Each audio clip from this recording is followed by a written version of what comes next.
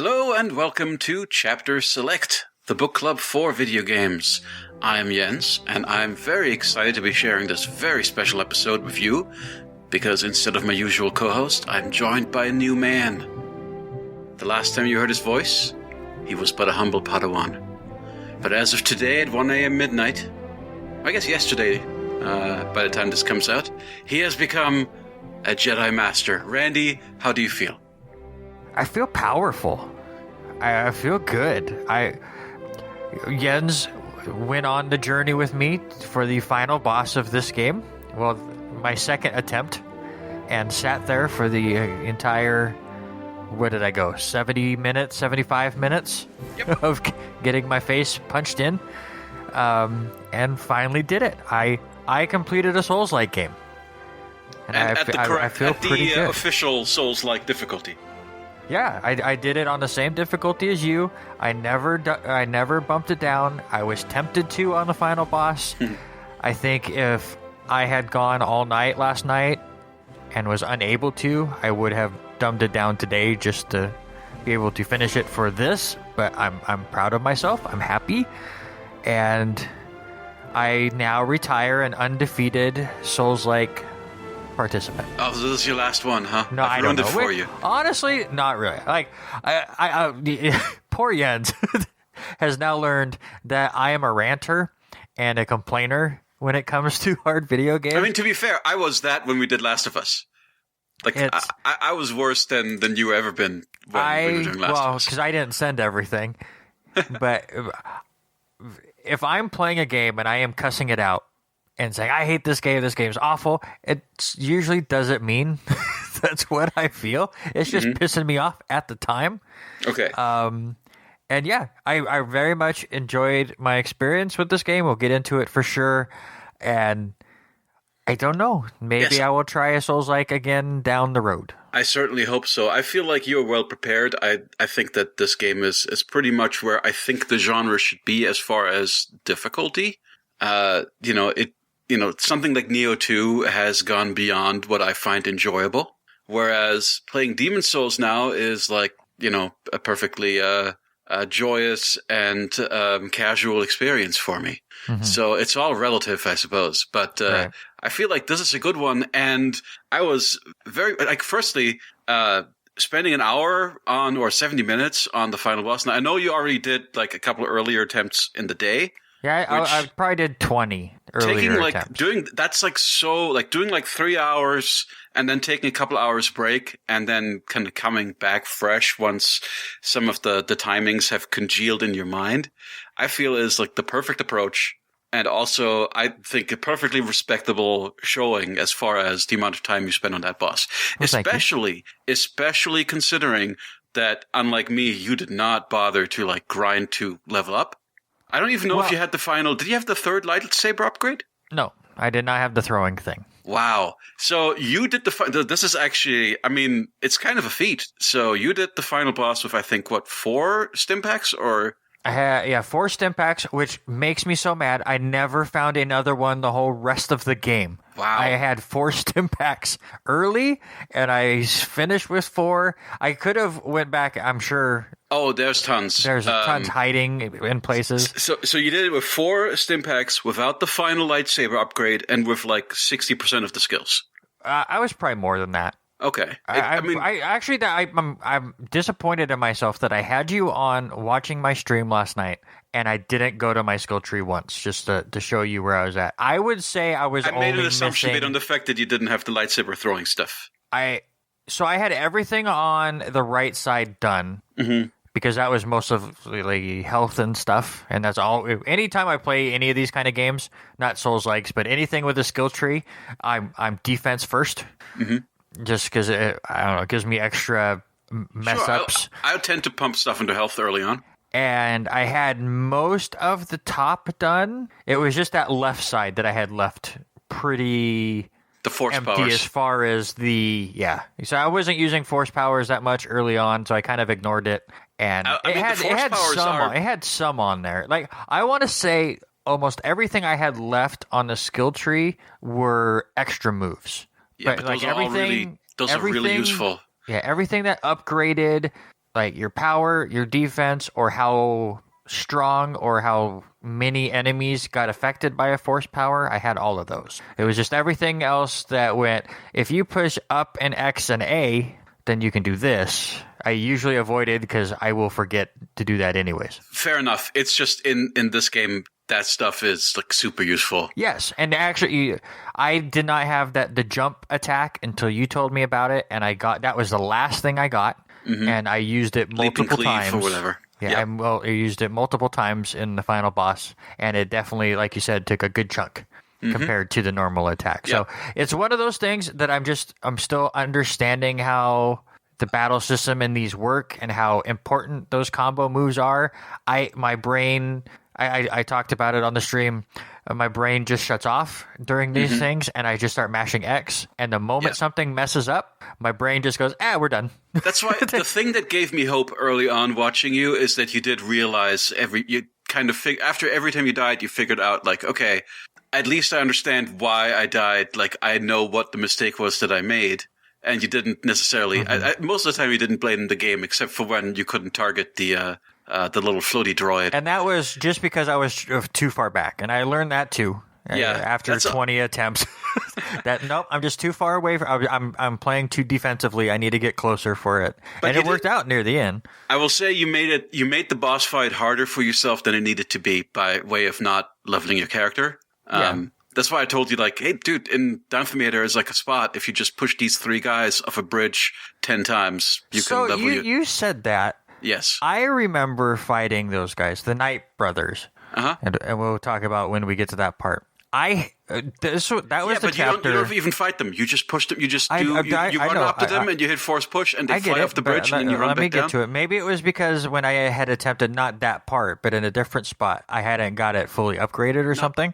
It's like that specific spot, yeah. I tried to force push one of the Knight brothers, and he got to the edge and rolled every time. I was like, oh, so these guys block my ability to push them off. So I just stopped trying. No, you have to do the particular spot. That makes sense. And it works. It works perfectly every time. That was also the chapter that gave me the most grief and was my least enjoyable chapter. Not just for difficulty, but it showed the flaws of the gameplay. I didn't like the puzzle solving very much on Dathomir. I do still kind of like Dathomir as a setting, and I did like the second to last. We had kind of a discussion about whether the second to last boss, which is kind of a Jedi with dual lightsabers, called Terran, who is throwing them around, and that's where you really learn the lightsaber throw parry, which comes in useful in the next fight.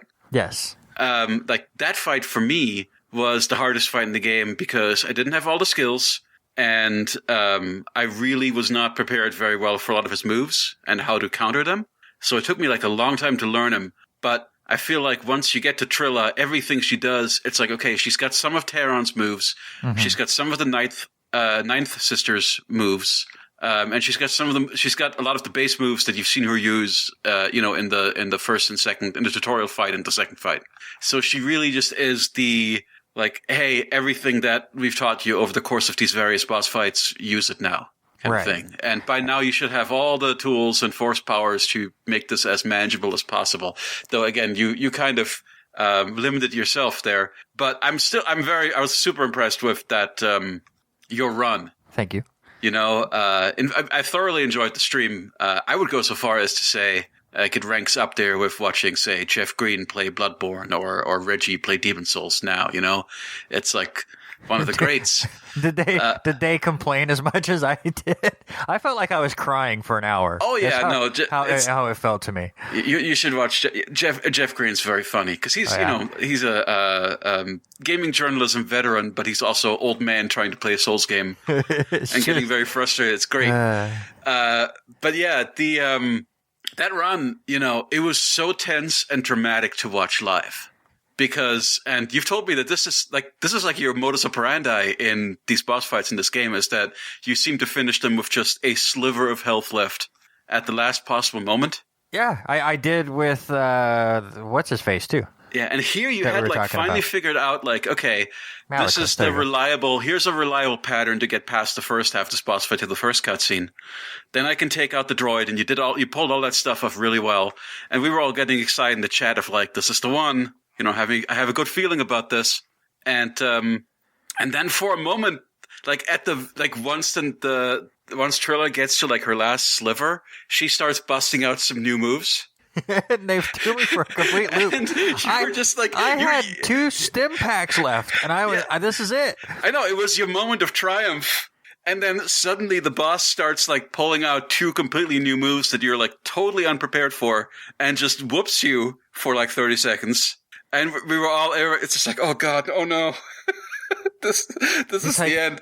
He's going to break the game in a second. It's not going to be good. Yep, and then you recovered, and again, with the last sliver of health, like, jumped behind her and backstabbed her. Do you want the secret truth about that ending? Please. So I felt, like you said, that run was going extremely well. I felt everything was right. Like, it was the most focused I had been in about a 20-minute period. It's like, all right, I got this. Everything feels good. She started turning it around, and I was getting lucky where those shots weren't killing me, and I wasn't getting hit by her grab, which just screwed up so many runs. Because that thing takes like 2/3 of your health when she grabs you and has like a 5-hit combo every time. But I was avoiding those and stuff, and we get down to this sliver, and she's kicking my butt, and she's taking my stim packs, and I was never worried until the moment that second droid shows up. Mm-hmm. And I had talked about it the entire time of every time that droid gets in there, my brain just shuts off and I focus on the droid too much and I forget about blocking. The moment that second droid came up, I went, screw it. I'm going in for the kill. If I get it, I get it. If I die, I die. I'm not even going to look at the droid. I even was turning the camera so I didn't even see it. I was like hitting block and then just swinging at random moments trying to, because I knew it was 1 or 2 hits and I was there. So it was like, nope, I'm just screw it. It's all or nothing right now. I'm not going to try to find my opening. I'm swinging like a lunatic and let's hope for a cutscene. And I got it. Yep. No, it was great. And then, of course, even better was your freak out when Darth Vader appears, and you were like, "Oh God, do I have to do this whole boss fight over again if Darth Vader kills me?" I was so worried. The Darth Vader moment was fantastic because I'm like, okay, they're not going to make you face Darth Vader now, but it's still a cool moment. But then it was with, okay, that scene gets done now. Escape the ship. And here's stormtroopers. I'm like, I have a sliver of a health, guys. Can I meditate for 1 second? Hold on. I know.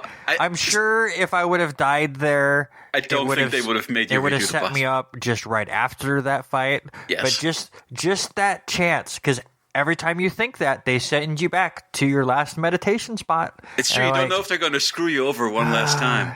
I didn't want to know. I did not want to find out.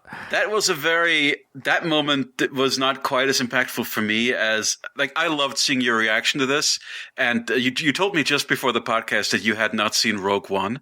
I have not, yeah. Well, I won't spoil Rogue One, but let's just say that if you've seen Rogue One, they're kind of, I don't know if they're alluding back to it or if they just said, like, this thing in Rogue One was really awesome, let's do that here. But that's what it felt like to me. It felt like nice. Like they were hearkening back to it. And in fact, I mean, they are hearkening back to a lot of Rogue One stuff because we'll talk about in the story. There's like characters from Rogue One. Saw Gerrera shows up, the Forrest Whitaker character. And, there's all this stuff that ties back into Order 66 and the prequels that I really enjoy. Though, of course, we've jumped ahead to the boss fight, but it is the most recent thing in my mind and the most exciting thing. And, of course, I'm immensely proud of you. And I will say that I now, after doing that final fight, I didn't feel this after beating Malicos at the end of Chapter 5, but I felt it in the final boss. I now understand why people pound their head against Souls games, because that feeling at the end of it was ridiculous. I scared my daughter and had to go apologize because I was too happy and making too much noise when it was bedtime. But now I absolutely totally get why people play these games. It's a nice high at the end of many hours of frustration. Yep. So I do recommend that people check out your Twitch account, Resonation, and look at that. At least, or fast forward at least to the end of that playthrough, because it's so good. I really liked it. Thank you. But not only have you graduated, Randy, But this episode is also special in that our podcast has graduated itself. How do you feel now, Randy, that Chapter Select is culturally significant enough to be sponsored by the likes of Amazon.com and Grammarly? I feel like it was a typo by them. I think there's another podcast that Amazon and Grammarly thought that they were sponsoring, but absolutely appreciate them and love their service for sure. Yep. So this is why now it is my obligation to tell you all that today's show is brought to you by Grammarly, an intelligent writing app. So if you end up downloading Grammarly's browser extension and create a free Grammarly account at getgrammarly.com/W2M network, then it will benefit us. And can I just tell you, using Grammarly has helped the main man of W2Mnet, Sean Garmer, who has to edit my crap when I do my written reviews. Is he using Grammarly to edit you? I'm using Grammarly before I send it to him. And now that is why when I finished the medium and sent it out to him, it only took him a day to edit. Instead, it usually takes him multiple days to fix all of the crap that is messed up when I just do my own writing. So Grammarly is saving Sean time. All right, that's the Grammarly one. I think we'll save the Amazon one for middle of the show. Yes. So let's get back to video games. Fallen Order. What do you want to get into? You've played it much more recently than me. I'm counting on you to tell me what you took away from the story. And also, I'm eager to get into all the gameplay stuff, but I don't know whichever one you want to do first. Let's do the story real quick, because again, I will say, maybe it's because I haven't watched the Clone Wars series or Rogue One, but I didn't get into this story that much, but it does do a good job of just staying out of the way. For the most part, you have some nice conversations here and there. However, in the second half of this game, we do hit on that school that you were talking about in the first part. That happens in these last couple chapters.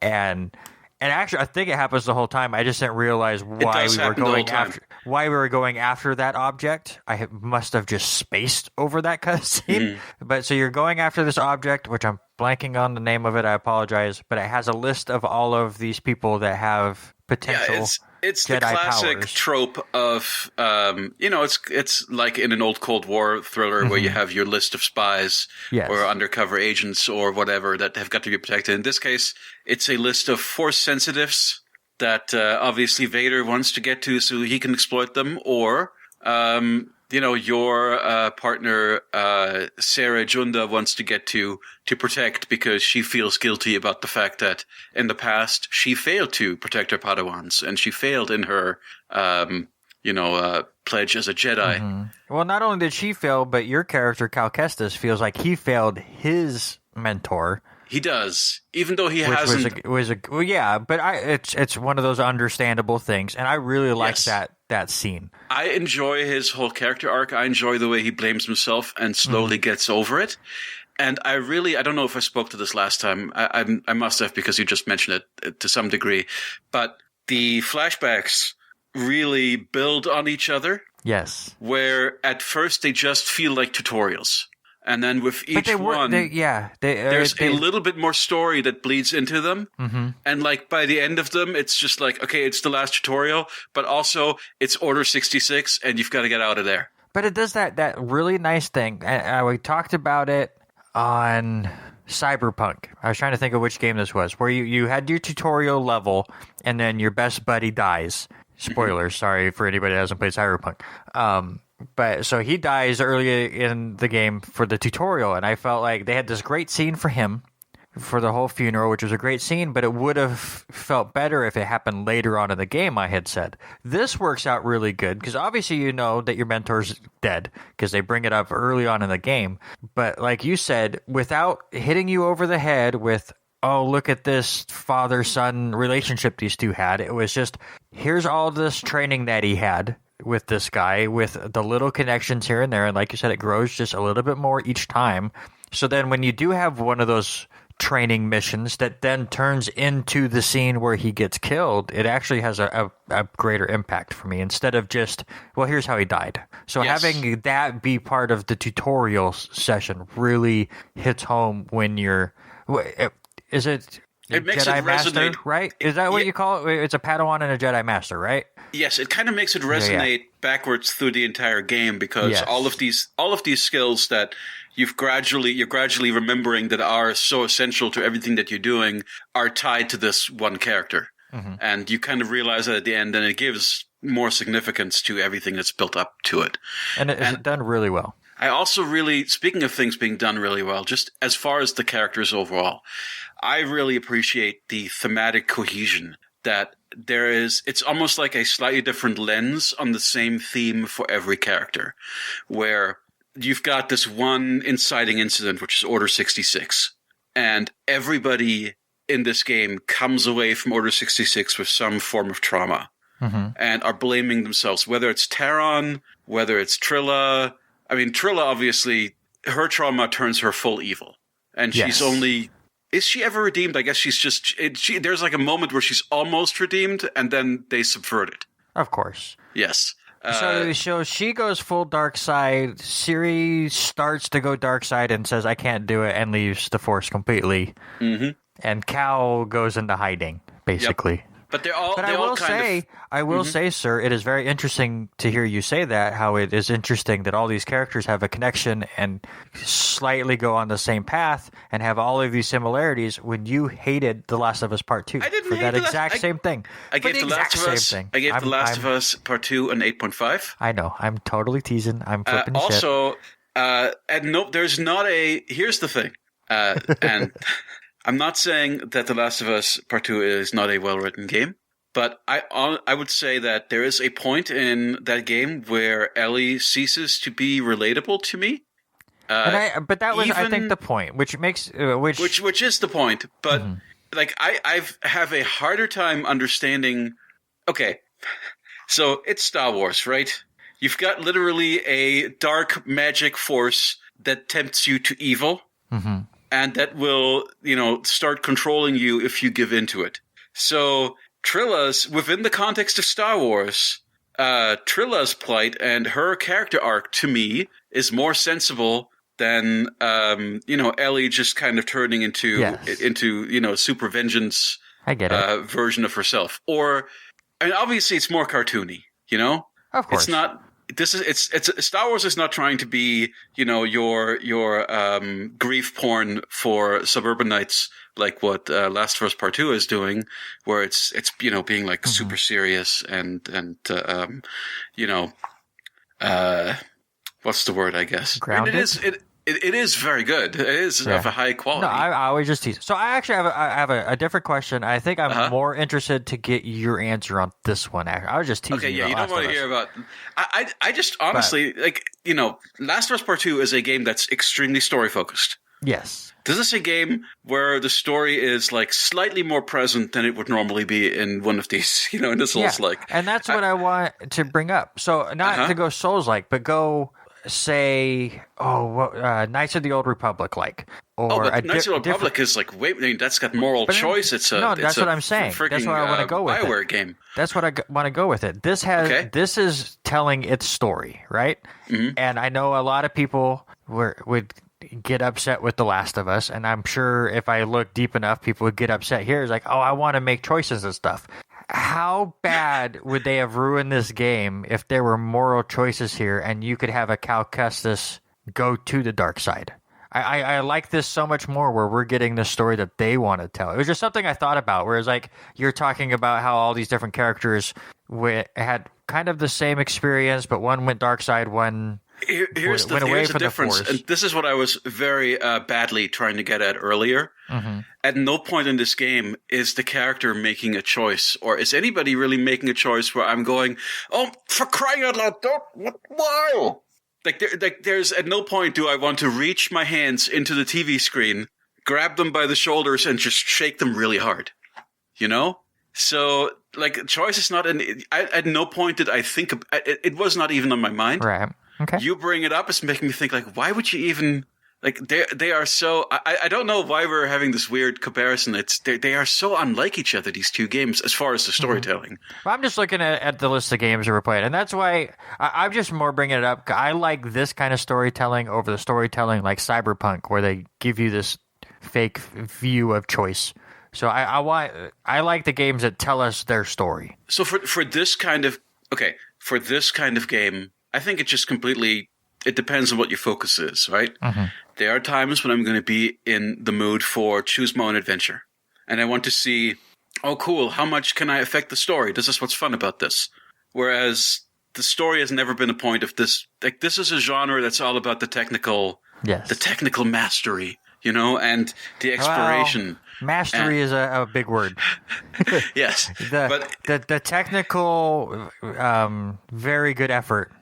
Right.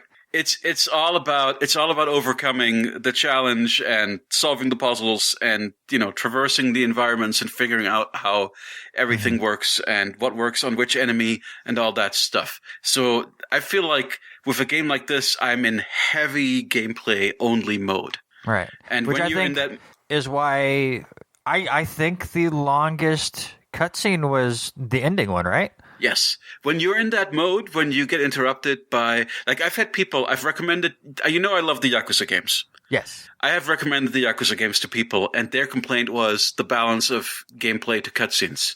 And that is because it's the kind of game where you spend 5 minutes on a cool brawl, and then once the little bit of action brawl is done, you watch 30 minutes of cutscene. Yeah, that's got nothing on Hideo Kojima. Right, yeah, Hideo Kojima. 5 minutes of gameplay, an hour and 10 minutes of reading. Isn't there a chapter of Metal Gear Solid 4 that is like 2 hours of cutscene? Yes. By the way, my favorite Metal Gear Solid is Metal Gear Solid 4 because it goes so over the top with that stuff. And the story makes absolutely no sense, and it's so Hideo Kojima, and I thought it was the perfect culmination of those 4 games. I completely agree with you. I actually went through a weird emotional journey with that game, where while I was playing it, I was kind of hating it the first time. Because I might have been too, honestly. So mine came back. Thinking back on it, and then on a second playthrough, a love blossomed in my heart for how absolutely batshit. And so, not just the story, but also just how self-indulgent Hideo Kojima is at every turn in the game design. It's astounding. So I know we're going off on a tangent, but I have to tell this story. No, that's fine. Yes. So I think I'm the same way as you, where I think the first time I played Metal Gear Solid 4, I thought it was okay. Just way off the top Kojima stuff. But harken back to the days of doing the Backlog Busting project with Wes Harrington, who Wes was also hanging out with us, watching me bang my head against the wall and laughing at me the whole time. So I appreciate it, Wes. But it's fair due. I did it to him when he was trying to beat the final boss in Undertale. But when we were doing that, and obviously that's why every time you and I talk off air, I'm very happy with the pace that we take on this podcast, because it's not, we have to beat a game every 2 weeks. We're going to play a game at a pace, and we're going to talk about it at the pace that we're playing it on, and I absolutely love it. But Wes and I were beating 2 games every 2 weeks, because we were, and it was ridiculous. So we decided it was the month of August, it was some kind of anniversary for Metal Gear. We decided to play all of them in the month of August. And that is where I fell in love with Metal Gear Solid 4. Because we played both the Metal Gear games and then Metal Gear Solid 2, 3, and 4. And once you got to that, after playing all of them in such a tight-knit group, it was such a masterpiece. And then I went to Peace Walker and I hated my whole existence. I actually enjoyed Peace Walker at the time. But Peace Walker is very good as well. Yes. Especially for a PSP game. But because here's the thing, though, because Peace Walker is a PSP game, it has a million zillion tiny levels, and they're also all repeatable quests that you need to do multiple times for grinding purposes and to progress, or traverse the same little areas over and over again to take different paths and stuff to unlock new things. Yep. Like, that is how many? What do you say? 50 to 80 hour game, maybe? It was way longer than we were expecting. That is really meant to be played, on the go in little chunks. So trying to cram that game has that I can see why you were in hell. And in fact, I'm sorry. Peace Walker was good. I misspoke. Oh. It was Revengeance was the one where you play as Raiden in the action game. Now I'm going to have to. Okay, I thought I was agreeing with you when I misunderstood you or when you misspoke. Now I'm going to have to hard disagree with you because hate that game. Absolutely hate that game. Revengeance is amazing. It is number one.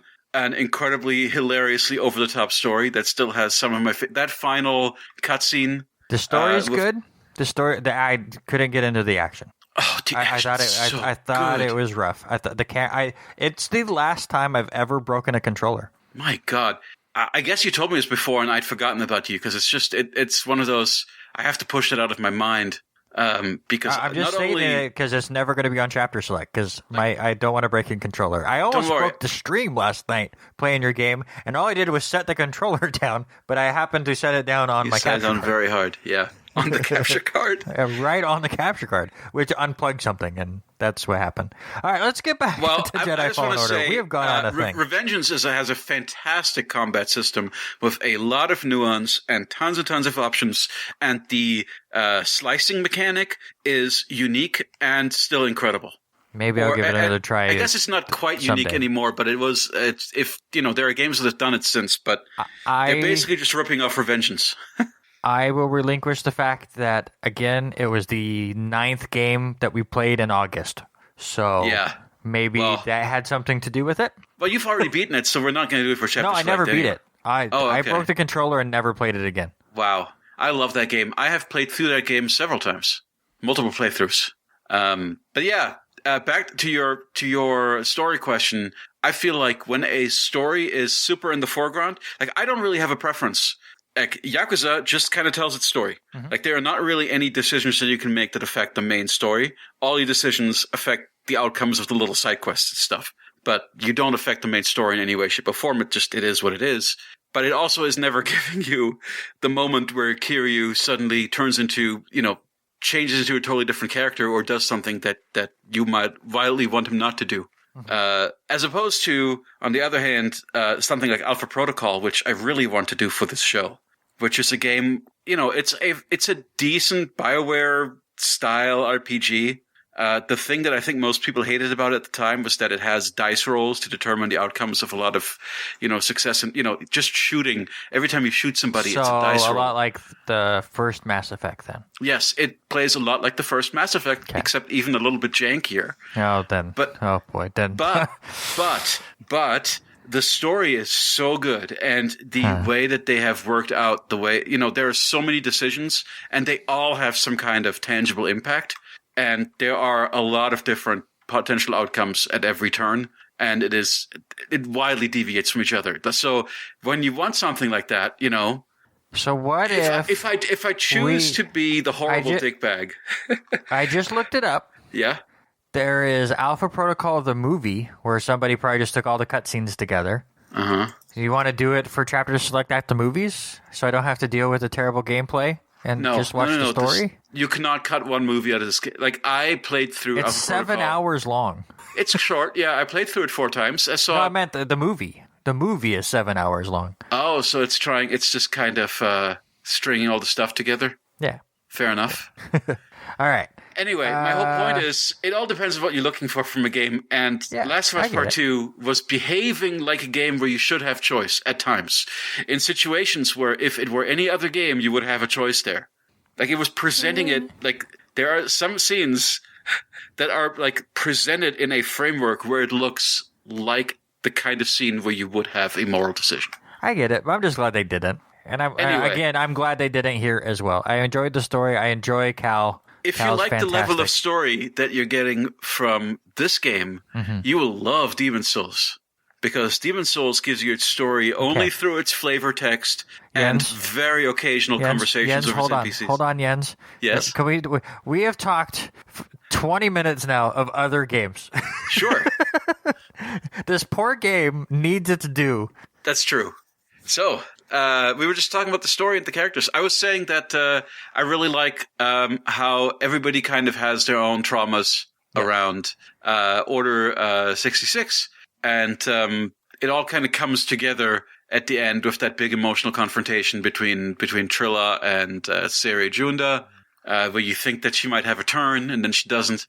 And then you get to fight her, and then Darth Vader shows up to claim the list of Force sensitives for himself, and you've got that badass kind of drag-out fight with him that is unwinnable, and then you escape like Nathan Drake. You escape like Nathan Drake while Just because Siri we had to bring up another game.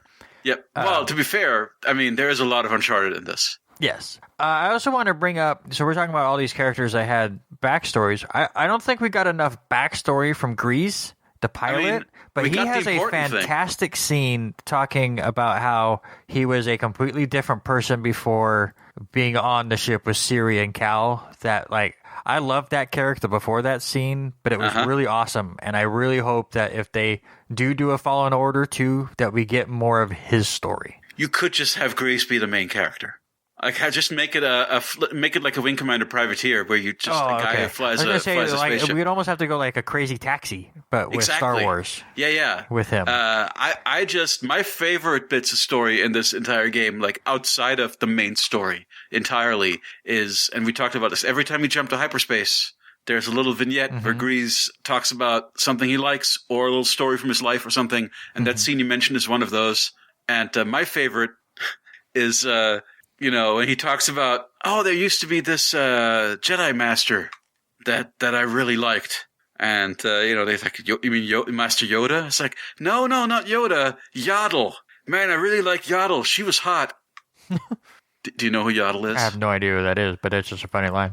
Okay, Yaddle is there's basically one other member of Yoda's race, pre-Baby Yoda, or Grogu, I guess. So pre-Grogu, the only other Yoda was this female Yoda who appears only in a couple of crowd shots in The Phantom Menace, and actually was kind of an ugly character design that people didn't like, and she got removed from the movies pretty much. But dang it, she's still a female Yoda, so of course she's going to have an insane amount of expanded universe fiction around her, and a whole, giant backstory, and all these great deeds that she did in the Clone Wars, and all this stuff. So Yaddle actually has become like a weirdly important character in the expanded universe, and I mean, of course she exists in the movies. She's in Phantom Menace. Well, it has to be Grogu's mom then, right? That my theory has always been that basically the whole reason why Yoda went to Dagobah is to dodge the child support payments. Absolutely. So that's why he's laying low. He's not hiding from the Empire. He just So what he's just was a deadbeat dad. So we've talked about our favorite characters and our favorite story moments. What was your favorite boss? Oh, the bosses. In the second half here, we have the arena section that's in Chapter 4 after you get captured, which was okay to me. Actually, before we get to bosses, did you ever fight any of the bounty hunters the rest of the game? I fought all of the bounty hunters. I got the trophy for killing one of every kind of bounty hunter. I ran like a little bitch every time. Really? Yep, 100%. No. Dude, I've killed every kind of bounty hunter there is, and then I killed like 10 more bounty hunters after that. I think I saw 4 in my playthrough. One I saw in the distance and found a different route to my ship. The rest of them I just ran right by. So you remember how last time I complained about the fact that like going back into these levels to do the optional content and get all the upgrades and all that stuff is a gigantic pain in the ass because of how traversal works? Well, I guess you're never going to have an issue with that because you've completed the game and you're never going to do any of that stuff, right? Correct. I played it on Xbox. I don't care about achievements, so it's so in my you're never going to see. But yeah, I went through those areas. I went through all of the areas again, and basically everywhere where there were notable fights before, there are now bounty hunters. Now that makes sense. Yep. I actually really like that. The bounty hunter fights are one of my favorite things in this whole game. I like all the different types of bounty hunters. I think it's really neat. Fighting 2 bounty hunters together has kind of a, they're, again, I'm going to compare it to Souls because that's what, but, Souls will do that where they'll throw 2 Black Phantoms at you, or certain boss fights where you're fighting 2 bosses that are similar but also have, slight differences in their approach and moves. Like Ormstein and Smaug, of course, being a famous one. So the fact that you're always fighting 2 bounty hunters, and one of them is kind of like a light flying one who pokes at you, and one of them is a big heavy one. I really like that aspect of it. I think that's a really good dynamic. As far as the main bosses, I actually really liked Terran.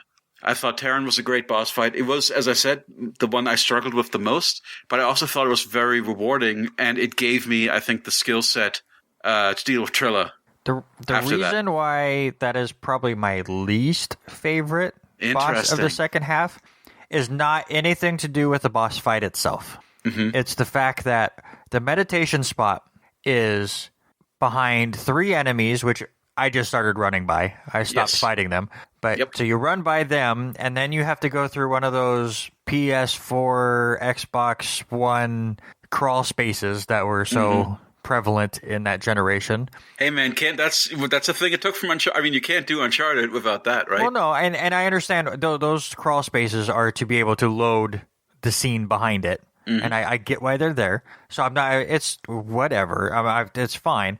But it's always like a minute of just, and you saw me when I was doing the final boss and the mumbling and the grumbling. Now imagine doing that while having to wait a minute before I can try again. So again, the boss was really good. I enjoyed, like you said, all of the different ways he was attacking you. It was just that wait in between. It's the reason why it took me 3 days to beat him, because I couldn't give him too many tries before I went, no, I can't do it. I'm not making this trek again. Oh, yeah, I don't remember. I think I only... No, you're right. I mean, I made that run a lot too, but again, it's fairly... It's not that... I get that it's frustrating for you. I guess I'm just used to it. Oh, yeah. I'm not into the soul stuff, and you're like, oh, yeah, I've been doing all this the whole time. But I also really like the Ninth Sister. The Ninth Sister was a good fight. Yep. And I like that because it's a little bit slower. And just generally, I realized that, it's just because it helps me beat it. If she actually, telegraphs her moves pretty well. And also, she's not that fast. So the combination of that makes her feel much more manageable and kind of fun. Just an enjoyable boss to poke at for a while. I enjoyed just for the difference of it, but that big bat thing, Gorgora or Gorgara. I like that fight. Just for the second half of that fight is so cinematic and over the top and ridiculous. Again, we keep comparing it to games. That's Uncharted, all up and down. Totally agree. But just compared to all of the other one-on-one lightsaber battles that you have in these bosses, it was nice. That one was really cool just because it was so out there and different. Yeah, I wouldn't have minded more of that. I mean, I do realize that you fight a lot of big animals in the regular course of the game, but the bosses are all mostly, which, is fair. I think I compared it to Dark Souls 2 last time we talked about it, which is a game that basically said like, oh yeah, old King Allen, let's just do that for the whole game. And of course, being a game where you are Jedi and fighting Sith, that makes perfect sense here as well. Yep. I do wish they had done a couple more gimmick bosses, because I quite like gimmick bosses, and I was also reminded that they can be quite good. I just doing Demon Souls Remake has that the Dragon Lord boss fight, which is, just your classic, there's 2 giant catapults on each side, and you have to get to them to fire at the boss. I also like on that fight that when you miss him, when you're flying in the air, it just loads you back up to the top of that jump. Because I missed a lot. my depth perception in that section was not good.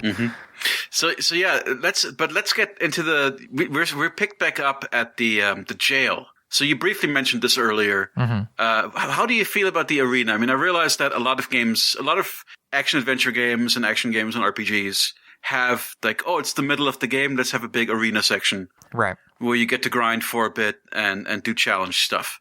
I don't really like it in this just because I don't think it fits into the formula very well. Well, it didn't stick around. It's not like you could grind. You just had the one fight where you fought through a few waves of enemies and then you face a bounty hunter. I think it was not the same as we got to play in Final Fantasy VII Remake, where you could come back to it and play all these different challenges.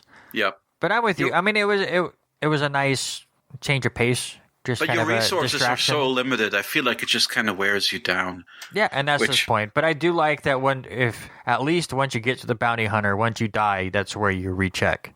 Oh, do you? Yeah. Oh, man, I did not realize. I guess I was lucky. I think I pulled a Randy and finished that section with a sliver of health left and was just super relieved I didn't have to do it again. Yeah, because I remember... That was where I had stopped, was I got to that arena and died. I tried it the one time and died at the bounty hunter and turned it off so we could record. And when I went back to it, it started me at the bounty hunter. And I think I beat it the first try after that. But because that bounty hunter wasn't very hard anyways, but it was just that was the whole point. It was trying to grind you down before, so it was just really nice that I was like, oh, cool, I'm just here. Mm-hmm. But that part was cool. I want to talk before I get into Dathomir, which is just going to make me really grumpy. I would like to hear your thoughts on Kashyyyk, for instance. Into what? Kashyyyk, the planet before Dathomir, the Wookiee planet. Oh, the Wookiee planet was fine. Though, was it just me or the Wookiees look like the least detailed creatures in the game? It's not just you. That has been a meme about this game. That has been the one thing that everybody has made fun of, is how the Wookiees look. Like, that's kind of why I bring it up. It's like PS2 Wookiees in a PS4 or a Xbox One game. It's weirdly, it's a little embarrassing. But what did you want to talk about? Sorry, I interrupted you. So before I get to, because I want to get to Dathomir, just to rant for a minute, but I want to talk about when you go and repair your lightsaber after that. Oh, yeah. Once again, great change of pace. You don't really even fight that much until the end of it when all of the stormtroopers show up. Mm-hmm. But the story dump and the history dump that gets thrown in there, as somebody that has just watched the 9 movies and doesn't know a ton about the lore, I'm not huge into Star Wars. I really enjoyed that, and I put myself in the shoes of somebody that's way into Star Wars, and I think they probably just loved it. There's a lot of stuff that gets referenced. Mm-hmm. It has like, the Krill dragon and like all these things that you recognize. Like, did you recognize that first planet you go on is where it's Starkiller Base? Like, you'll recognize landmarks from Force Awakens. So I just didn't. None of that. Like I said, I've watched all of those movies once. Yeah. No, there's a lot of stuff to discover where it's like, oh, I remember this alien from the game, and oh, this planet is actually in the movies. I mean, Dathomir, I think I mentioned this last time, Dathomir is a planet that it's mentioned in A New Hope, but then it becomes an important world in the books, and the witches. Who is the character? I really like her. Oh, I do too, but I can't think of it at the moment. Merrin. She's the last of the surviving Night Sisters. The witches that live on Dathomir. Really like her, and I really like that they're tying. Again, this is like an expanded universe thing that is being pulled back into the official canon, which is kind of like what Filoni is doing with bringing the Dark Troopers into Mandalorian and all that stuff. Yeah, but I just like that section again for the storytelling and just the feel of what the Padawans had to go through to go earn their lightsaber was just a cool journey to go on. Okay, now I want to bitch. Mm-hmm. Dathomir is the worst part of this game. Okay. By 100%. It's not even just, it's hard or anything. The Knight Brothers gave me issues I got ganged up on pretty good and died. But it was more so, I never had that much issues with this camera, but there's so many tight hallways and you have multiple enemies that I just got to the point where I couldn't lock onto anybody. Because if once I locked onto somebody and started moving around and they're jumping around all over the place, my camera went to shit. And it's the only time I ever had issues with it. And I don't know what it was. I guess it was because of the tight corners, but it became really frustrating to be locked on one guy but be able to see everybody still, and he moves a little bit and my camera would just freak out and all of a sudden I couldn't see anybody, and the next thing I know I'm half health because they've attacked at that time. So it showed some of its flaws in that section. But I will also say it was from here on out that I don't remember ever having to do one of those Sonic the Hedgehog slides anymore. Nope. They kind of just stopped with that. Of them. Yeah, it's really I'll give it that. It's the earlier planets that are full of those, and I think it's because they are more sprawling, whereas Dathomir is more compressed and more claustrophobic. Dathomir was also the one planet that once I got done with it and I had to exit, it was the easiest to leave. So I'll give it that. But I don't know. Did you have do you remember technical issues at that planet? Camera? Yeah. I don't remember it being any different than the rest of the game for me. Yeah, it was the only time I really had any major stuff with it. Randy, this here to me feels like the middle of the show. What do you think? Well, I hope we're near the end of the show, but no. You can act like the middle. I think it is. We're almost an hour in. That's true. Maybe I've waited too long for this, but that's okay. We've had good conversations. I think it's time for us to channel our inner Willy Loman and be the best darn salespeople that we can be. and maintain our foothold in the upward striving American middle class. Let's do it. Mm-hmm. Randy, do you like music? Not as much as you, but yes, I like music. Mm. You are the music man of this friendship. That's true. And I'm particularly fond of orchestral music. I'm always on the lookout for hidden gems. Mm-hmm. That kind of music that speaks to me personally. That isn't even in the classical music mainstream, so to say. But, if I'm looking for, say, Helmut Lachenmann's Das Mädchen mit dem Schwefelhölzern, for example. Bless you. Then I have a better chance of finding it on Amazon Music than on most services. In fact, that is really a big use case of Amazon Music for me, which is that it gives me this just ocean of exquisite music to dive into, a lot of it very obscure, and to discover. And of course, when you have Amazon Music Unlimited, that gives you an even more overwhelming selection, as well as unlimited advertisement-free on-demand access to all of it. Randy, what kind of music do you like?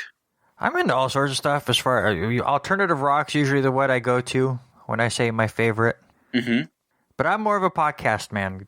Ah. And I love being able to find all of my podcasts there on Apple Music as well, especially all of the ones that are far more popular than us, like Game Scoop, Kind of Funny Gamescast. Being able to just find all of them, and I like the recommendations that they have. Be able to try out some of the other smaller podcasts like ourselves here at Chapter Select. Hell, I can even listen to us if I wanted to listen to me bitch enough. Yeah. So that's what I like about it. Sure, you can get podcasts anywhere, but it's nice to have it all consolidated in one app. Yes. An app that lets you download everything for on the go and have unlimited skips and all that good stuff. Mm-hmm. So go to GetAmazonMusic/WTM Network for your free 90 days of service. And that's the Amazon plug. Thank you to Amazon and Grammarly for sponsoring this video. Or this podcast. Yep. This video. What am I doing? I have lost it. That's all right. You've transcended.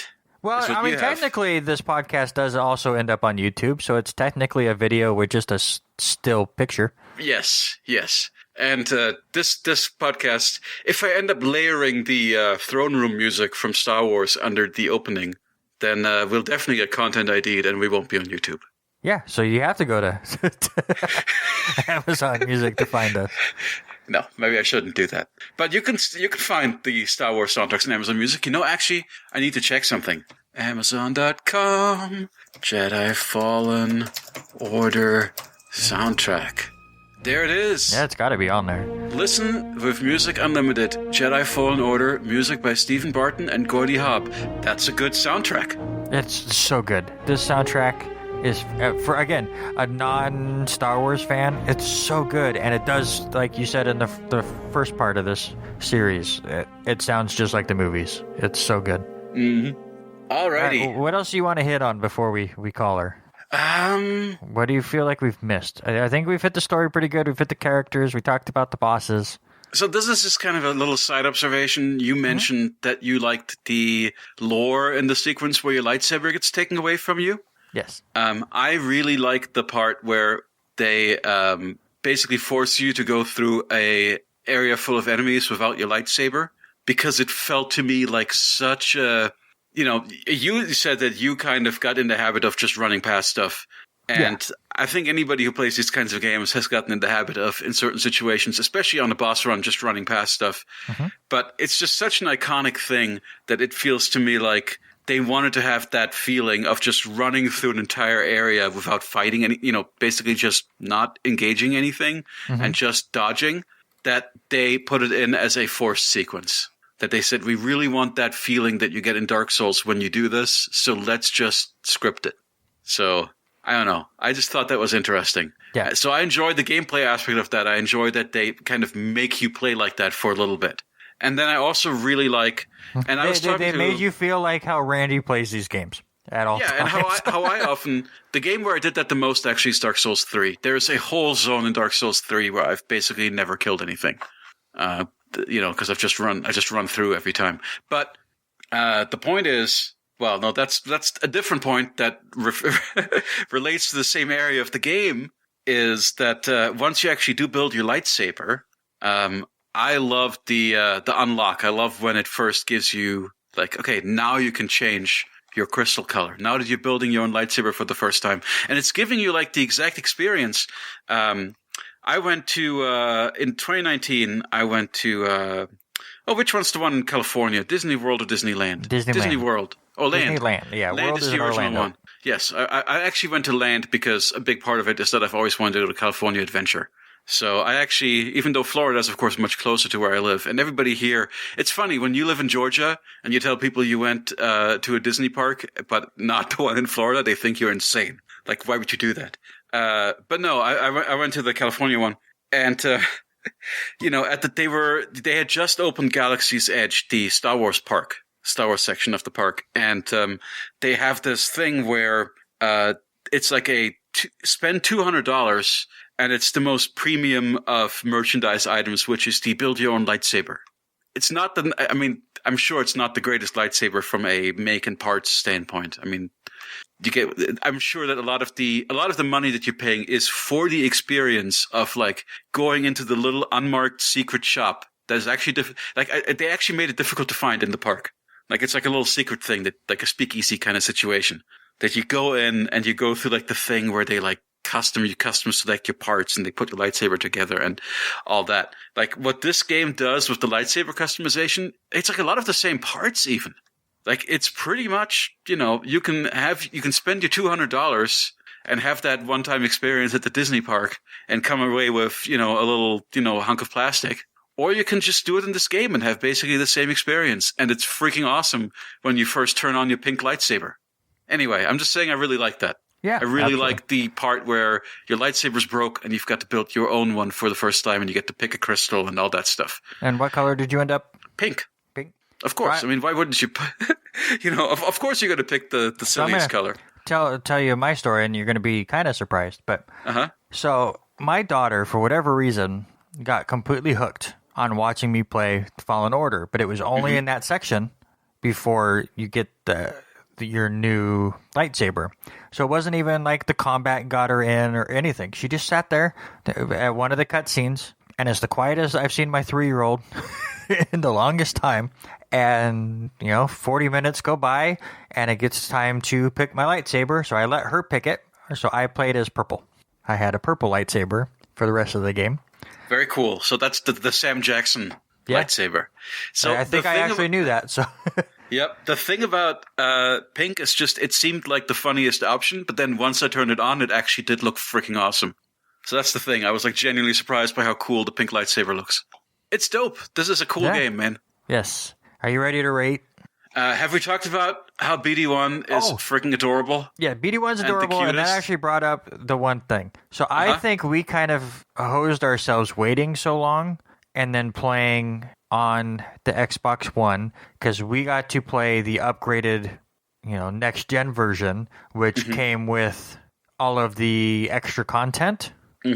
So BD1 helps you out a lot, of course, and he's also the one that will unlock all of the hidden chests in the game, which I don't think we talked about in the first game, but 90% of them are cosmetic, which would have been cool if I had not already donned myself in all of the exclusive content gear and felt like, all right, I'm good. So I don't even know if I ever looked at anything else. I'm like, I got all the stuff that came out after the game. I'm good. Yeah, I don't think when people played it initially, I don't think you could get the pink lightsaber or the purple lightsaber until playthrough 2. I think that's something that you got after you finished the game once, and then they changed it. If I understand correctly, I may be not completely on point there, but I do think that it was a thing that an unlock for post game or second playthrough, and that you only got like 3 more. You got the 3 basics. You got green, blue, and red, I guess, initially, and then all the extra stuff is from the deluxe edition. But but still, we had really to talk about the collectibles, and I kind of felt them pointless, but it also felt pointless because I already had the better Here's the stuff. thing: you don't get to change your lightsaber blade until that point in the game, until like halfway in the game. So it is still a cool moment, even though you have the skins and you can make your lightsaber look like a golden lightsaber from the Phantom Menace. Right. You've got like the Phantom Menace lightsaber parts as a DLC item from the beginning. There are a couple of, all the DLC lightsaber design stuff is really good. So sure, you can have an awesome, badass looking lightsaber from the start, but you don't get your custom color blade until the middle of the game. Yes.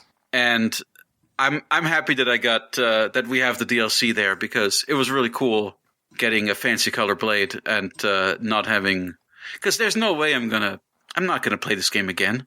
So I was happy that I had it on the first playthrough, because I'm not gonna. I spent about 5 or 6 hours with this game after I beat it. Like after I beat Trilla, I was trying to do cleanup. And So one last thing I have to add. Haley, my girlfriend, just messaged me saying my daughter, who I was just talking about, calls BD1 itty bitty. That's adorable. I guess they were talking about itty bitty on the way to school today. So my daughter really enjoyed Jedi Fallen Order. Wow, that's quite the endorsement. What rating do you think she would give it? She would give it yes out of 10. Excellent. But my question is, what are you gonna give it? Oh, Randy. Will this be the highest rated Jens game on our show? I think it's going to be close. I don't know, because there are things, as you can tell, there are lots of things in this game that I really love. However, the slidiness, the terrible, it's not always terrible, but there are times I grew to appreciate them. At first I said, screw this map. This map's horrible. I'm not even going to look at it. I don't need a map in a Souls game. Demon Souls don't have no map. And then eventually I said, okay, I actually do need to look at this map to make my way around. And then eventually I realized, oh, okay, these map markers are actually super helpful as far as guiding where you need to go next. So I grew to appreciate the map over the course of the game. But then in the post-game, as I was trying to, find all the hidden extra areas and open up new stuff, and was just getting lost at every corner, even using the damn thing, I then grew to hate it again. It really is just an emotional roller coaster just trying to navigate the map of this game. Yeah. So I was really, there are times when I was super annoyed with this game. I don't think I have the level of frustration that you had. I really enjoyed the bosses. The bosses are my favorite thing in this game. They are the best part by far. Followed by, I guess, I like the boss in the cutscenes. The exploration, meh. It has its moments. Mm-hmm. And the puzzles are either brain dead or just something that you beat yourself up over, why it took you so long. So the parts where it was trying to be Uncharted, I didn't enjoy. But the parts where it was the parts where it was giving you a Dark Souls boss fight, I really like. So I guess I'm landing, and I like the parts where it's being, a Star Wars fan service game. Obviously, I'm loving this build up.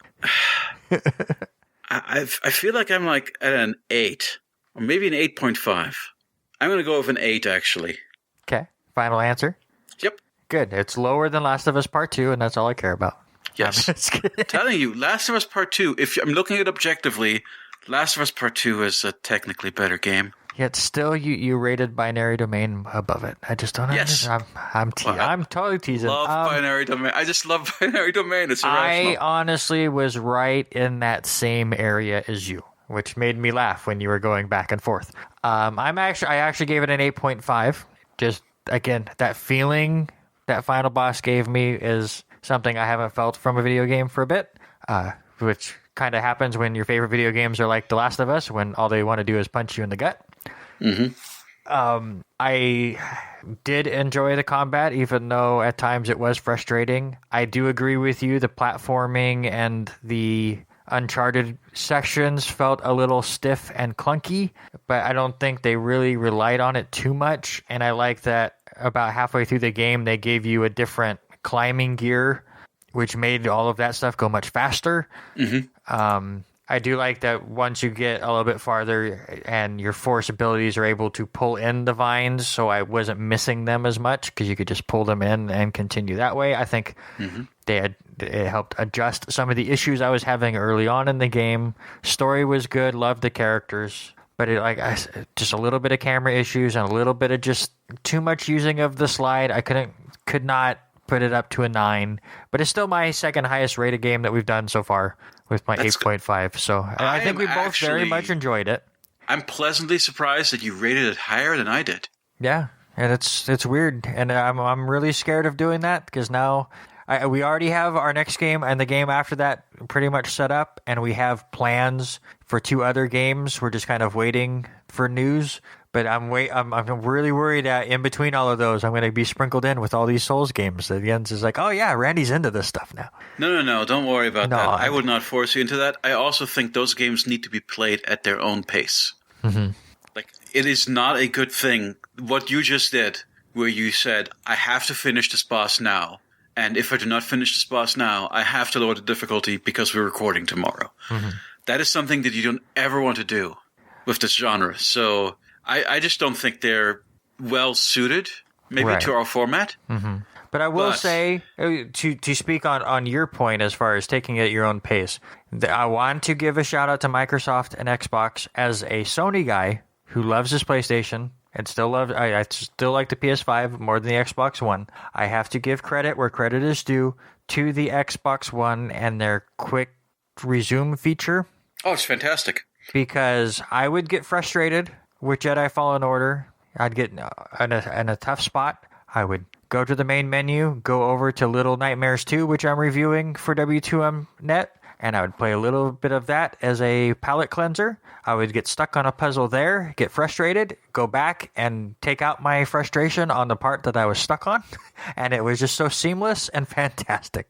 And that really helped me. But I want to talk about the game that we're going to do next. Yes. And this so far is the game I'm most interested to get Jens's opinion on. I feel like this is my version.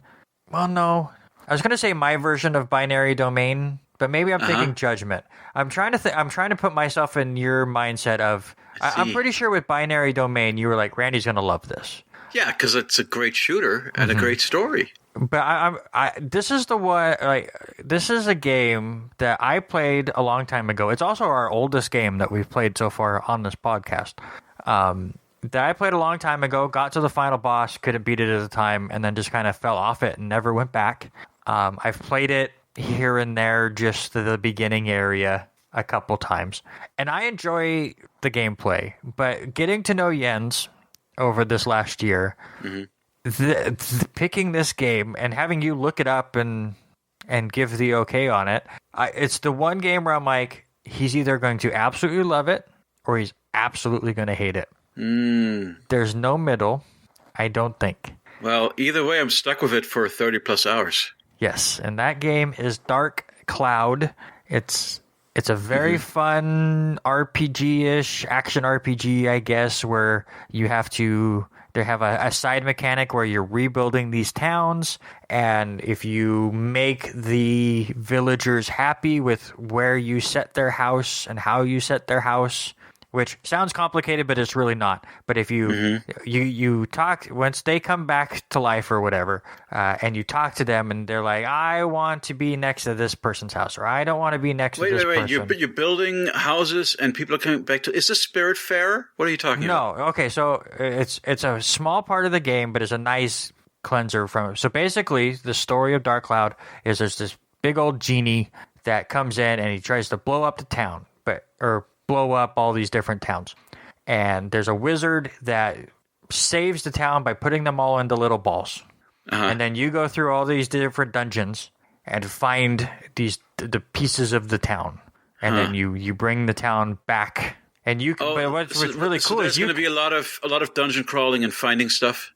It's not a lot of dungeon crawling. Like, dungeon crawling is not the word for it, but yes, you're going through, like, there's different levels. It's like old Diablo. Okay, sure. But it's really easy, as once you get through the one level, you can back out and go right back to where you were. It's not a lot of grinding. You can go, but you can pick whichever one you want. So like I said, you're either going to really get into the mechanics or you're absolutely going to hate it. How's the story? Is the story a thing that the story makes is sense for us to cover? Not that deep. Okay. Again, it's a PS2 game, so it's there. I will say the opening cutscene is long as shit. I forgot how long it was. Okay. But other than that, there's not much to it. Yeah.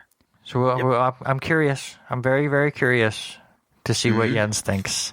And it could be the end of the podcast, or I could be in a world of hurt when Jens tries to get his revenge on me. Well, here's where Jens will very much enjoy the series, and I'll be happy. Well, my next game after this one is also kind of a gamble as far as the mechanics. We both seem to be picking games with unique or experimental mechanics. Yes. So that sort of thing, it's always, who knows, you might hate the next thing that I've picked. Yeah. Because there's some aspects to it where I'm like, oh yeah, this is not going to be to everybody's taste. So I understand. And I'm not going to be angry at you, don't worry. I think the angriest I've been at you was during The Evil Within. I kind of was angry at myself. Well, that game was not... Rightfully so. Not what I was expecting, sadly. So I do not blame you there. And at least you didn't enjoy Undertale, but it was short. Oh, I forgot about Undertale. But at least that one was short. Okay, I think the angriest I've ever been at you was during the fight against the robot where you have to do the rock concert. That's funny. In pacifist mode. Well, you shouldn't have done pacifist mode on your first playthrough ever of Undertale, sir. I will say, however, the music is... I know you're a music guy. For a PS2 game, the music is okay. Okay. However, the way that this game plays out, and I've already gotten through the first chapter of it, perfect podcast game. Oh, nice. That actually will make it more likely that I'll make progress in it fast because I got lots of podcasts to listen to. It is a very, very good podcast game because there's no voice acting or anything because this was before that was a thing. Mm-hmm. So there you go.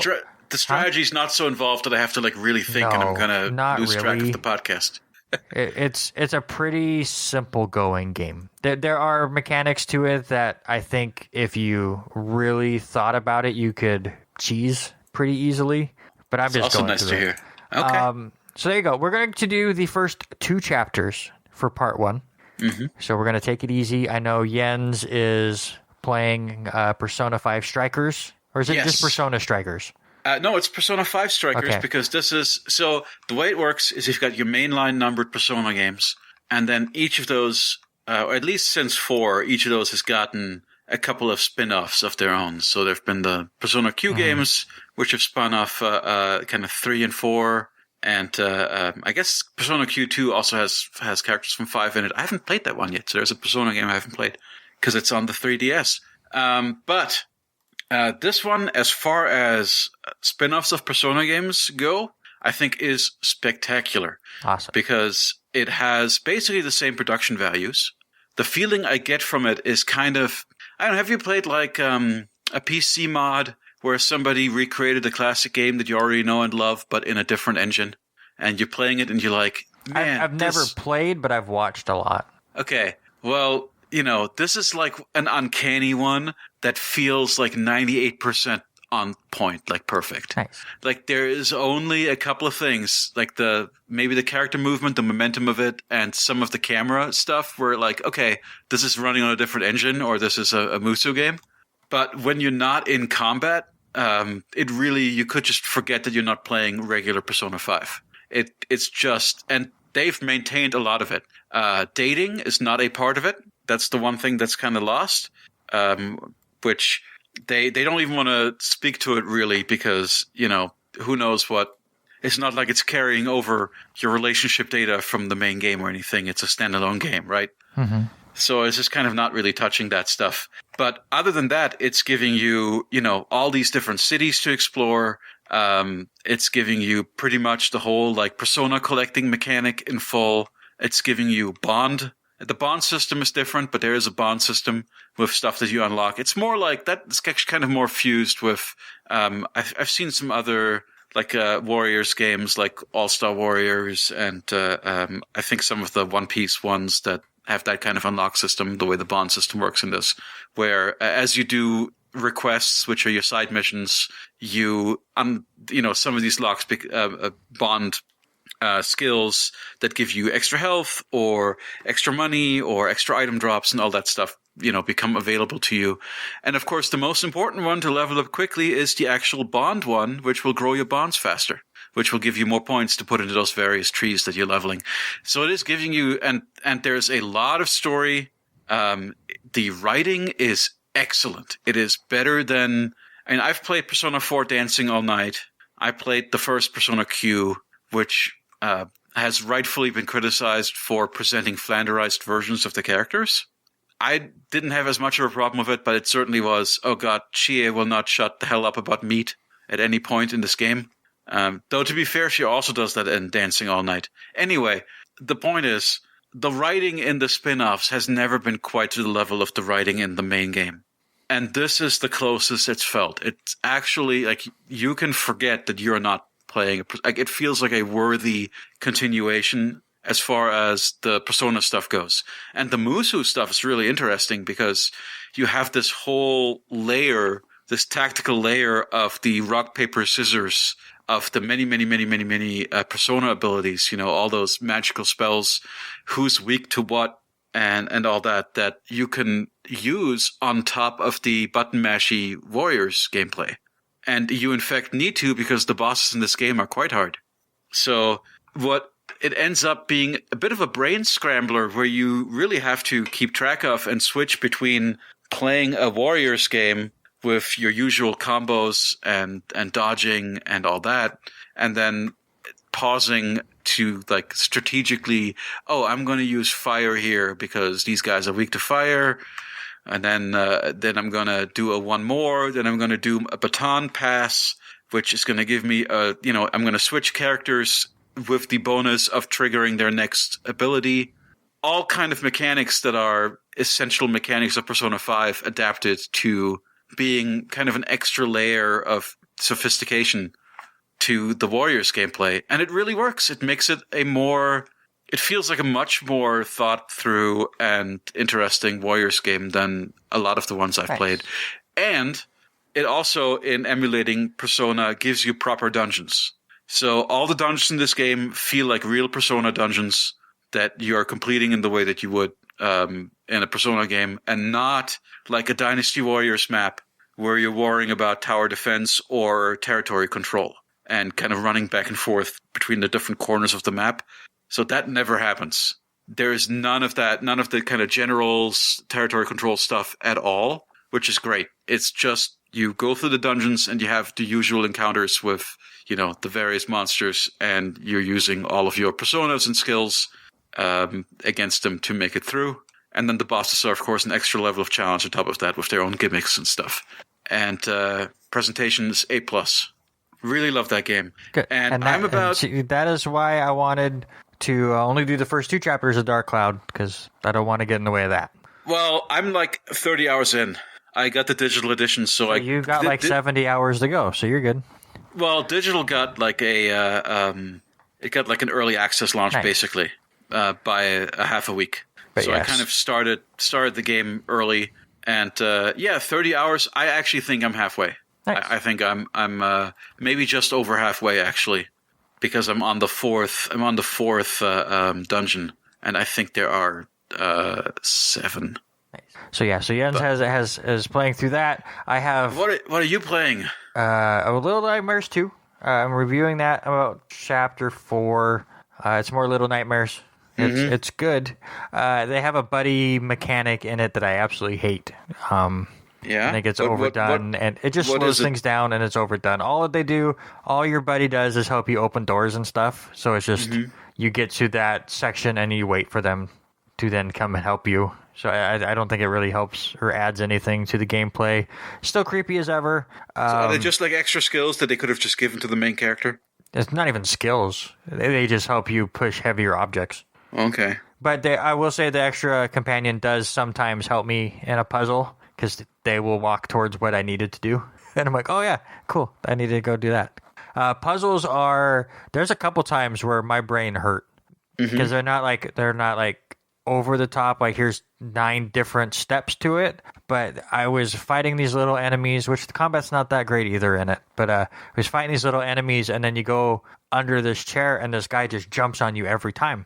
And I couldn't figure it out, and I'm trying to just start to go under and then come back, but it just automatically pushes you through. Well, come to find out that one of the guys that you kill, his head falls off, and you're supposed to put that head on, and then you act like him. And it took me a sad amount of time to figure that out. But other than that, I'm not playing too much, because March looks like it's going to be hell for me at college. I was just looking at my calendar. I have 5 papers that are due in the next 2 weeks.